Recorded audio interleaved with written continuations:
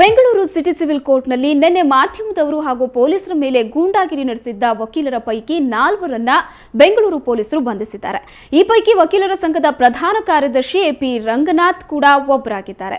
ಅಲ್ಲದೆ 6 ಪೊಲೀಸ್ ಅಧಿಕಾರಿಗಳ ತಂಡ ತಲೆಮರೆಸಿಕೊಂಡಿರೋ ಇತರ ಆರೋಪಿ ವಕೀಲರ ಪತ್ತೆಗೆ ಕಾರ್ಯಾಚರಣೆ ನಡೆಸಿದೆ. ಎಸಿಪಿ ಗಚ್ಚಿನಕಟ್ಟೆ ನೀಡಿರೋ ದೂರಿನಂತೆ 25 ಗೂಂಡಾ ವಕೀಲರ ಪಟ್ಟಿಯನ್ನ ಕೈಯಲ್ಲಿ ಹಿಡಿದುಕೊಂಡು ಪೊಲೀಸರು ಕಾರ್ಯಾಚರಣೆ ನಡೆಸಿದ್ದಾರೆ. ಆರೋಪಿಗಳ ವಿರುದ್ಧ ಐಪಿಸಿ 143, 147, 148, ಐಪಿಸಿ ಕಲಂ 435, 437, 307, 332 ಹಾಗೂ 333ರ ಅಡಿಯಲ್ಲಿ ಕೇಸ್ ದಾಖಲಿಸಲಾಗಿದೆ.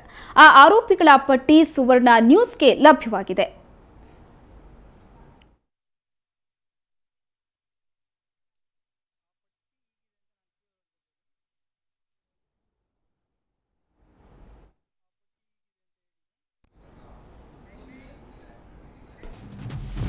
ಇನ್ನು ಸುವರ್ಣ ನ್ಯೂಸ್ಗೆ ಸಿಕ್ಕಿರುವಂತಹ ಈ ಗೂಂಡಾ ವಕೀಲರ ಪಟ್ಟಿ ಹೀಗಿದೆ.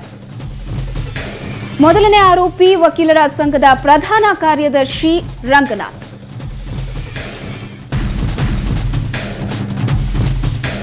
ಇನ್ನು ಆರೋಪಿ ನಂಬರ್ 2 ರೌಡಿ ವಕೀಲ ಮಹೇಶ್.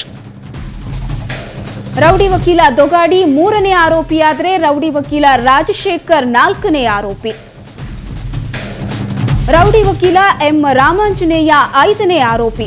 ಇನ್ನು ನಾರಾಯಣಸ್ವಾಮಿ 6ನೇ ಆರೋಪಿಯಾದರೆ ರೌಡಿ ವಕೀಲ ದೇವೇಂದ್ರ 7ನೇ ಆರೋಪಿ. ರೌಡಿ ವಕೀಲ ಮುನಿಸ್ವಾಮಿ 8ನೇ ಆರೋಪಿಯಾದರೆ ರೌಡಿ ವಕೀಲ ಸುರೇಶ್ 9ನೇ ಆರೋಪಿ. ಇನ್ನು ಅರವಿಂದ್ ಗೌಡ ಶೆಟ್ಟಿ 10ನೇ ಆರೋಪಿ. ರೌಡಿ ವಕೀಲ ಮೋಹನ್ ದೊರೆ 11ನೇ ಆರೋಪಿ. ರೌಡಿ ವಕೀಲ ರಾಮಾಂಜನೇಯ 12ನೇ ಆರೋಪಿ. ಇನ್ನು ಶ್ರೀನಿವಾಸ್ 13ನೇ ಆರೋಪಿ. ರೌಡಿ ವಕೀಲ ವೆಂಕಟರಾಮರೆಡ್ಡಿ 14ನೇ ಆರೋಪಿ. ರೌಡಿ ವಕೀಲ ಪ್ರಸಾದ್ ಕುಮಾರ್ 15ನೇ ಆರೋಪಿ. ಇನ್ನು ಲಕ್ಷ್ಮಣ್ 16ನೇ ಆರೋಪಿ. ರೌಡಿ ವಕೀಲರಾದ ಶ್ರೀನಿವಾಸ್ 17ನೇ ಆರೋಪಿಯಾದರೆ ಸಂದೀಪ್ ಶೆಟ್ಟಿ 18ನೇ ಆರೋಪಿ. ರೌಡಿ ವಕೀಲ ಕೆ ರಮೇಶ್ 19ನೇ ಆರೋಪಿ. ರೌಡಿ ವಕೀಲ ರಘು 20ನೇ ಆರೋಪಿ. ರೌಡಿ ವಕೀಲ ಎಸ್ ಮಂಜುನಾಥ್ 21ನೇ ಆರೋಪಿ. ಗಿರೀಶ್ 22ನೇ ಆರೋಪಿ. ರೌಡಿ ವಕೀಲ ಶಿವಕುಮಾರ್ 23ನೇ ಆರೋಪಿ. ರೌಡಿ ವಕೀಲ ಶಶಿಧರ್ 24ನೇ ಆರೋಪಿ. ಇನ್ನು ಈ ಪ್ರಕರಣದ 25ನೇ ಆರೋಪಿ ರೌಡಿ ವಕೀಲ ಕೆಂಪು ಕೂದಲಿನ ವಕೀಲ. ಇವಿಷ್ಟೇ ಅಲ್ಲದೆ ಈ ದಾಂಧಲೆಯಲ್ಲಿ ಭಾಗಿಯಾಗಿದ್ದಂತಹ ಇತರೆ 1,000 ವಕೀಲರ ಮೇಲೆ ಕೇಸನ್ನ ದಾಖಲಿಸಲಾಗಿದೆ.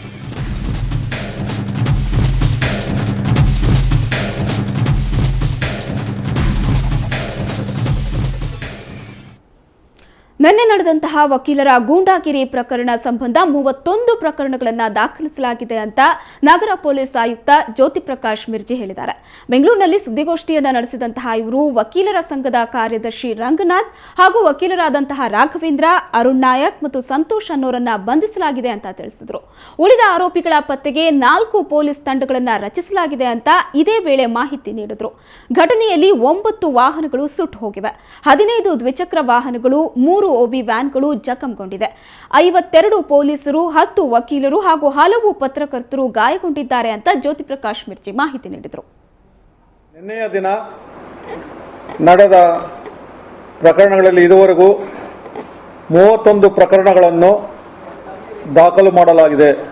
ಇಲ್ಲಿಯವರೆಗೆ 52 ಜನ ಪೊಲೀಸರಿಗೆ ಗಾಯಗಳು ಉಂಟಾಗಿದ್ದಾವೆ.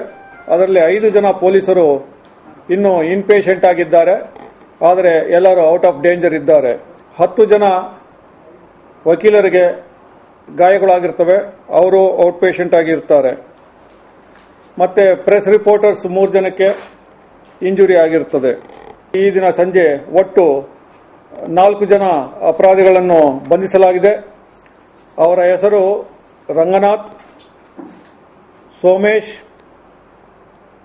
ಅರುಣ್ ನಾಯಕ್ ಹಾಗೂ ಸಂತೋಷ್ ಅಂತ. ಈ 4 ಜನರು ಈಗಾಗಲೇ ಪೊಲೀಸರು ಅವರನ್ನು ಬಂಧಿಸಿದ್ದಾರೆ. ಇವರನ್ನು ನ್ಯಾಯಾಧೀಶರ ಮುಂದೆ ಹಾಜರು ಮಾಡಲಾಗುತ್ತದೆ. ಮಾಧ್ಯಮಗಳು ಮತ್ತು ಪೊಲೀಸರ ಮೇಲೆ ರೌಡಿಸಂ ತೋರಿಸಿದ್ದಾಯಿತು. ಈಗ ವಕೀಲರು ದರೋಡೆಗೂ ಇಳಿದುಬಿಟ್ಟಿದ್ದಾರೆ. ನಿನ್ನೆ ಬೆಂಗಳೂರಲ್ಲಿ ಗಲಭೆ ನಡೆದ ಸಂದರ್ಭದಲ್ಲಿ ಕೆಲ ವಕೀಲರು ಹೈಕೋರ್ಟ್ ನ್ಯಾಯಮೂರ್ತಿ ಮಂಜುನಾಥರ ಡ್ರೈವರ್ ಜಗದೀಶ್ ಅಯ್ಯರನ್ನೇ ಲೂಟಿ ಮಾಡಿದ್ದಾರೆ. ಚಿನ್ನದ ಚೈನು ಮತ್ತು ₹1,900 ನಗದನ್ನ ಕೆಲ ವಕೀಲರು ಲೂಟಿ ಮಾಡಿದ್ದಾರೆ ಅಂತ ಜಗದೀಶ್ ಅಯ್ಯ ಹಲಸೂರು ಗೇಟ್ ಠಾಣೆಯಲ್ಲಿ ದೂರು ನೀಡಿದ್ದಾರೆ. ಗಲಾಟೆ ನಡೀತಿದ್ದಾಗ ನನ್ನ ಬಳಿ ಬಂದ 15ರಿಂದ 20 ವಕೀಲರ ಗುಂಪು ನನ್ನ ಮೇಲೆ ಹಲ್ಲೆ ನಡೆಸಿ ನನ್ನನ್ನ ಲೂಟಿ ಮಾಡ್ತು ಅಂತ ದೂರು ನೀಡಿದ್ದಾರೆ ಅಂತ ಪೊಲೀಸ್ ಆಯುಕ್ತ ಜ್ಯೋತಿ ಪ್ರಕಾಶ್ ಮಿರ್ಚಿ ಹೇಳಿದರು.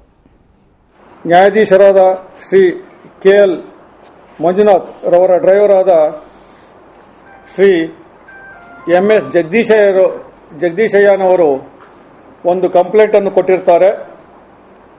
ಆ ಕಂಪ್ಲೇಂಟ್ ಅಲ್ಲಿ ಅವರು ಸನ್ಮಾನ್ಯ ನ್ಯಾಯಾಧೀಶರನ್ನು ಸಿವಿಲ್ ಕೋರ್ಟ್ ಆವರಣಕ್ಕೆ ಮಧ್ಯಾಹ್ನ ಕರೆದು ತಂದು ನ್ಯಾಯಾಧೀಶರು ಒಂದು 15ರಿಂದ 20 ಜನ ಇದ್ದಂಥ ವಕೀಲರು ಅಲ್ಲಿ ಕೂಗಾಡಿಕೊಂಡು ಬಂದು ಒಂದು 3ರಿಂದ 4 ವಾಹನಗಳಿಗೆ ಬೆಂಕಿ ಹಚ್ಚಿರ್ತಾರೆ ಮತ್ತು ಇಲ್ಲಿ ಈ ಜಗದೀಶಯ್ಯನವರಿಗೆ ಹೊಡಿ ಮಾಡಿ ಅವರಿಂದ ಅವರ ಬಳಿ ಇದ್ದ ಒಂದು ಚಿನ್ನದ ಸರ, 2 ಮೊಬೈಲ್ಗಳನ್ನು ಹಾಗೂ ಕ್ಯಾಶ್ $1,900 ಕ್ಯಾಶ್ ಅನ್ನು ಸಹ ಕಿತ್ತುಕೊಂಡು ಮತ್ತೆ ಅವರಿಗೆ ಹೊಡೆದಿದ್ದಾರೆ ಎಂದು ಒಂದು ಕಂಪ್ಲೇಂಟ್ ಕೊಟ್ಟಿದ್ದಾರೆ. ಅದರ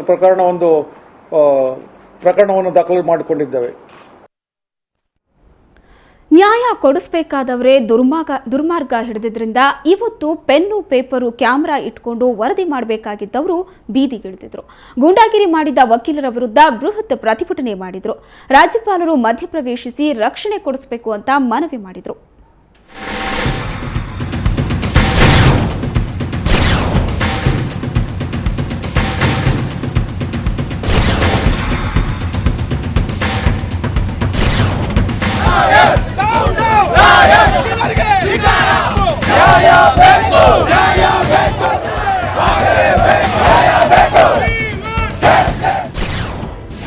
ವಕೀಲರ ವರ್ತನೆ ಖಂಡಿಸಿ ಪತ್ರಕರ್ತರ ಬೃಹತ್ ಪ್ರತಿಭಟನೆ.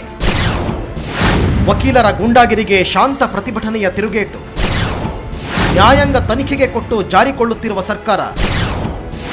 ನ್ಯಾಯಾಂಗ ತನಿಖೆ ಬೇಡವೇ ಬೇಡ ಎಂದ ಪತ್ರಕರ್ತರು. ರಾಜ್ಯಪಾಲರ ಮಧ್ಯಪ್ರವೇಶಕ್ಕೆ ಮಾಧ್ಯಮದವರ ಮನವಿ.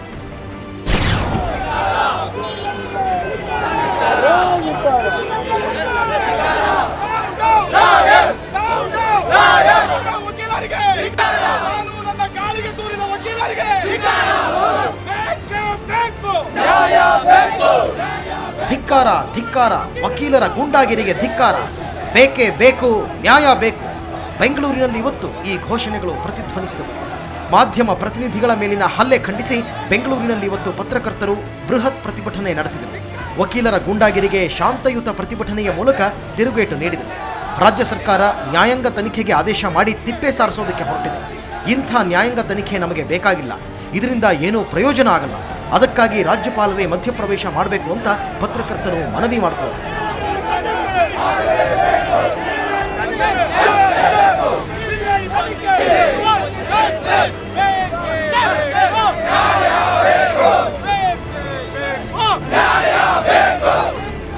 ಹೀಗೆ ಒಂದ್ ಕಡೆ ಪತ್ರಕರ್ತರು ಪ್ರತಿಭಟನೆ ಮಾಡ್ತಿದ್ರೆ, ಇನ್ನೊಂದು ಕಡೆ ಇವತ್ತು ಮಾಧ್ಯಮ ಕಚೇರಿಗಳ ಮೇಲೆ ದಾಳಿಯಾಗುತ್ತೆ ಅನ್ನೋ ಸುದ್ದಿ ಹರಿದಾಡ್ತಾ ಇತ್ತು. ಇಂಥ ಗೊಡ್ಡು ಬೆದರಿಕೆಗೆ ನಾವು ಬೆದರಲ್ಲ. ಒಂದೊಮ್ಮೆ ಹಾಗೇನಾದರೂ ಆದರೆ ರಾಜ್ಯ ಸರ್ಕಾರವೇ ನೇರ ಹೊಣೆ ಅಂತ ಸುವರ್ಣ ನ್ಯೂಸ್ ವಾಹಿನಿ ಮತ್ತು ಕನ್ನಡಪ್ರಭ ದಿನಪತ್ರಿಕೆಗಳ ಸಮೂಹದ ಪ್ರಧಾನ ಸಂಪಾದಕ ವಿಶ್ವೇಶ್ವರ ಭಟ್ ಖಡಕ್ ಎಚ್ಚರಿಕೆ ಕೊಟ್ಟರು. ಯಾರೇ ಕಚೇರಿ ಹತ್ರ ಬರುವಂತಹ ದುಸ್ಸಾಹಸವನ್ನು ಮಾಡಿದರೆ ಅದಕ್ಕೆ ಸರ್ಕಾರವೇ ನೇರವಾದಂತಹ ಒಂದು ಹೊಣೆಯನ್ನು ಹೊರಬೇಕಾಗತ್ತೆ. ಅಂತಹ ಯಾವುದೇ ಒಂದು ಪ್ರಯತ್ನಕ್ಕೂ ಕೂಡ ನಾವು ಜಗ್ಗೋದು ಬೇಡ. ಬೆಂಗಳೂರು ವರದಿಗಾರರ ಕೂಟ ಮತ್ತು ಪ್ರೆಸ್ ಕ್ಲಬ್ ವತಿಯಿಂದ ನಡೆದ ಇವತ್ತಿನ ಪ್ರತಿಭಟನೆಯಲ್ಲಿ ಎಲ್ಲರೂ ಸರ್ಕಾರ ಮೌನವಾಗಿರೋದನ್ನು ಖಂಡಿಸಿದರು. ಒಂದೊಮ್ಮೆ ನ್ಯಾಯಾಂಗ ತನಿಖೆ ಆದರೆ ಅದು ಕಾಟಾಚಾರಕ್ಕೆ ನಡೀಬಾರದು. ತನಿಖೆಯ ವರದಿ ಧೂಳು ತಿನ್ನಬಾರದು. ತಪ್ಪಿತಸ್ಥರು ತಪ್ಪದೇ ಜೈಲಿಗೆ ಹೋಗಬೇಕು ಅಂತ ಬೆಂಗಳೂರು ಪ್ರೆಸ್ ಕ್ಲಬ್ ಅಧ್ಯಕ್ಷ ಪೊನ್ನಪ್ಪ ಒತ್ತಾಯ ಮಾಡಿದರು.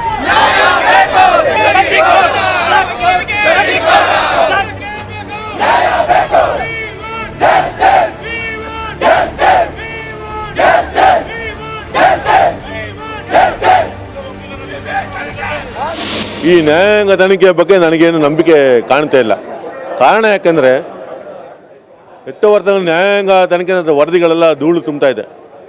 ಆದರೆ ಪ್ರಾಮಾಣಿಕವಾಗಿ ನಮ್ಮ ನಿನ್ನೆ ಘಟನೆಯನ್ನು 3 ತಿಂಗಳ ನ್ಯಾಯಾಂಗ ತನಿಖೆ ನಡೆಸಿ ತಪ್ಪಿತಸ್ಥರನ್ನು ಪತ್ತೆ ಹಚ್ಚಿ ಅವನ್ನ ಪರಪ್ಪನ ಅಗ್ರಹಾರ ಕಳಿಸುವಂಥ ಕೆಲಸ ಈ ನ್ಯಾಯಾಂಗ ಸಮಿತಿ ಮಾಡಬೇಕು. ಸುಮ್ಮನೆ ಒಂದು ವರದಿ ಕೊಟ್ಟು ಸರ್ಕಾರ ಅದನ್ನು ಕೈ ತೊಳೆಯೋ ಕೆಲಸ ಮಾಡೋಕ್ಕೆ ಹೋಗಬಾರ್ದು.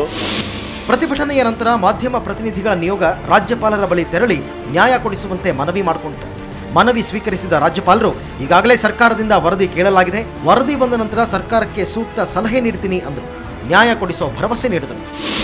हम प्रेस के साथ बिल्कुल अत्याचार नहीं होने देंगे and if the government fails to do this I will take serious view, send a report to president. ಪತ್ರಕರ್ತರು ಇವತ್ತು ಬೀದಿಗೆ ಇಳಿಯುವುದಕ್ಕೆ ನಿನ್ನೆ ನಡೆದ ಪ್ರಕರಣ ಮಾತ್ರ ಕಾರಣವಲ್ಲ. ಇತ್ತೀಚೆಗೆ ಪದೇ ಪದೇ ಇಂತಹ ಘಟನೆಗಳು ನಡೀತಾ ಇವೆ. ಸರ್ಕಾರ ಈಗಲೇ ಜಾಗೃತವಾಗದಿದ್ದರೆ ಮುಂದಿನ ದಿನದಲ್ಲಿ ವಕೀಲರು ಇಡೀ ರಾಜ್ಯವನ್ನ ಗೂಂಡಾ ರಾಜ್ಯ ಮಾಡೋದರಲ್ಲಿ ಅನುಮಾನವಿಲ್ಲ. ಧರಣೀಶ್ ಬೂಕನಕೆರೆ, ಸುವರ್ಣ ನ್ಯೂಸ್ 24/7 ಬೆಂಗಳೂರು. ರಾಜ್ಯದಲ್ಲಿ ವಕೀಲರ ಗೂಂಡಾಗಿರಿ ವಿರುದ್ಧ ಮಾಧ್ಯಮ ವಲಯದಲ್ಲಿ ತೀವ್ರ ಖಂಡನೆ ವ್ಯಕ್ತವಾಗಿದೆ. ಅಲ್ಲದೆ ಪ್ರಕರಣವನ್ನು ಸಿಬಿಐಗೆ ವಹಿಸುವಂತೆ ಒತ್ತಾಯಿಸುವಂತೆ ಆಗ್ರಹ ಕೇಳಿಬಂದಿದೆ. ಈ ಸಂಬಂಧ ಇವತ್ತು ಎಲ್ಲಾ ಕನ್ನಡ ಖಾಸಗಿ ಸುದ್ದಿವಾಹಿನಿಗಳ ಮುಖ್ಯಸ್ಥರು ಸಿಎಂ ಅವರನ್ನ ಭೇಟಿ ಮಾಡಿ ಮನವಿ ಸಲ್ಲಿಸಿದರು. ಮಿತಿಮೀರ್ತಾ ಇರೋ ಕರಿಕೋಟುಧಾರಿಗಳ ಗೂಂಡಾ ವರ್ತನೆಗೆ ಅಂಕುಶ ಹಾಕುವಂತೆ ಆಗ್ರಹಿಸಿದರು.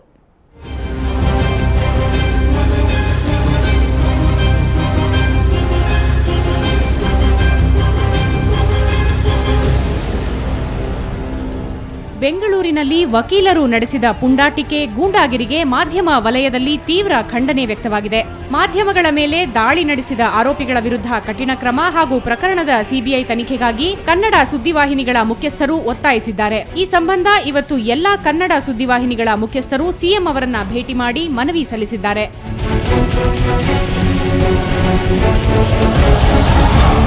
ಬೆಳಿಗ್ಗೆ ಅಶೋಕ ಹೋಟೆಲ್ನಲ್ಲಿ ಸಭೆ ಸೇರಿದ ಕನ್ನಡ ಚಾನೆಲ್ಗಳ ಮುಖ್ಯಸ್ಥರಾದ ಸುವರ್ಣ ನ್ಯೂಸ್ ಪ್ರಧಾನ ಸಂಪಾದಕರಾದ ವಿಶ್ವೇಶ್ವರ ಭಟ್, TV9ನ ನಿರ್ದೇಶಕ ಮಹೇಂದ್ರ ಮಿಶ್ರಾ, ಸಮಯ ನ್ಯೂಸ್ನ ಶಿವಪ್ರಸಾದ್, ಜನಶ್ರೀಯ ಅನಂತ್ ಚಿನಿವಾರ್, ಕಸ್ತೂರಿ ಚಾನೆಲ್ನ ಮನೋಜ್ ಕುಮಾರ್ ಹಾಗೂ ಪಬ್ಲಿಕ್ ಟಿವಿಯ ಸಿಇಒ ಅರುಣ್ ಕುಮಾರ್ ಕೆಲ ಹೊತ್ತು ಚರ್ಚೆ ನಡೆಸಿದರು.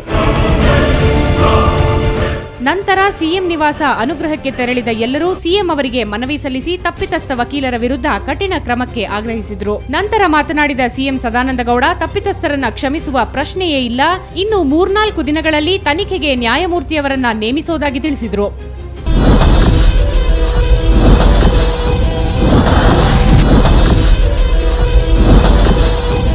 ಇದು ಒಂದು ಸರ್ಕಾರ, ಒಂದು ಜುಡಿಷಿಯರಿ, ಒಂದು ಪತ್ರಿಕಾ ರಂಗ, ಇನ್ನೊಂದು ನಮ್ಮನ್ನು ಸೆಕ್ಯೂರಿಟಿ ಮಾಡುವಂಥ ಪೊಲೀಸರು, ಎಲ್ಲರಿಗೂ ಸಂಬಂಧಪಟ್ಟಂಥ ವಿಚಾರ ಆದಂಥ ಹಿನ್ನೆಲೆಯಲ್ಲಿ ಇದನ್ನು ಭಾರಿ ಸೂಕ್ಷ್ಮವಾಗಿ ಮತ್ತೊಂದು ಶಾಶ್ವತ ಪರಿಹಾರದ ಹಿನ್ನೆಲೆಯಲ್ಲಿ ನಾವು ಇದನ್ನು ಆಲೋಚನೆ ಮಾಡುವಂಥ ಕೆಲಸ ಕಾರ್ಯಗಳನ್ನು ಮಾಡಿದ್ದೇವೆ. ಕೋರ್ಟ್ನ ಆವರಣದಲ್ಲಿ ನಡೆದಂಥ ಬೇರೆ ಬೇರೆ ವಿದ್ಯಮಾನಗಳಿಗೆ ಏನು ಕಾರಣ, ಅದಕ್ಕೆ ಪರಿಹಾರ ಹೇಗೆ ಕಂಡುಕೊಳ್ಬೇಕು ಅಂತ ಹೇಳುವಂಥ ಒಂದು ದೂರಗಾಮಿ ಒಂದು ಪರಿಹಾರಕ್ಕಾಗಿ ಈ ಜುಡಿಷಿಯಲ್ ಪ್ರೋಬನ್ನು ಮಾಡಲಾಗಿದೆ. ಸಿಎಂ ಭೇಟಿ ನಂತರ ಮಾತನಾಡಿದ ಸುವರ್ಣ ನ್ಯೂಸ್ನ ಮುಖ್ಯಸ್ಥರಾದ ವಿಶ್ವೇಶ್ವರ ಭಟ್ ಹಾಗೂ TV9ನ ಮಹೇಂದ್ರ ಮಿಶ್ರಾ, ಈ ಹಿಂದೆಯೂ ಕೂಡ ಸಾಕಷ್ಟು ಬಾರಿ ವಕೀಲರು ಮಾಧ್ಯಮದವರ ಮೇಲೆ ಹಲ್ಲೆ ನಡೆಸಿದ್ದಾರೆ. ಆದರೂ ಸರ್ಕಾರ ಅವರ ವಿರುದ್ಧ ಯಾವುದೇ ಕ್ರಮ ಕೈಗೊಂಡಿಲ್ಲ. ಈ ಬಾರಿ ಗೂಂಡಾ ವಕೀಲರ ವಿರುದ್ಧ ಸಾಕಷ್ಟು ಪುರಾವೆಗಳಿದ್ರೂ ಇನ್ನೂ ಯಾರನ್ನೂ ಬಂಧಿಸಿಲ್ಲ. ಈ ಘಟನೆಯನ್ನ ಸಿಬಿಐಗೆ ವಹಿಸಿ ಅಂತ ಆಗ್ರಹಿಸಿದ್ರು.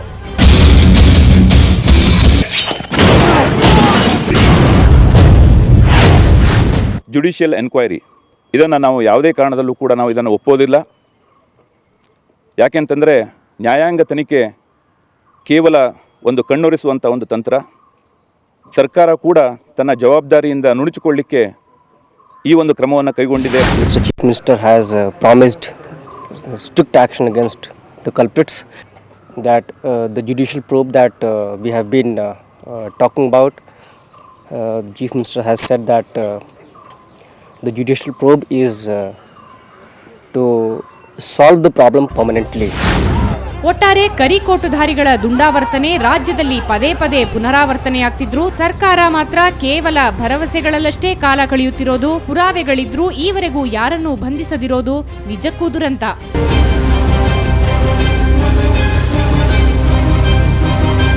ಇನ್ನಾದರೂ ಸರ್ಕಾರ ಈ ನಿಟ್ಟಿನಲ್ಲಿ ತುರ್ತು ಕ್ರಮ ಜರುಗಿಸಬೇಕಾಗಿದೆ. ಆ ಮೂಲಕ ಜನರಲ್ಲಿ ಸರ್ಕಾರದ ಮೇಲೆ ಕಡಿಮೆಯಾಗ್ತಿರೋ ನಂಬಿಕೆಯನ್ನ ಉಳಿಸಿಕೊಳ್ಳೋ ಪ್ರಯತ್ನ ನಡೆಯಬೇಕಿದೆ.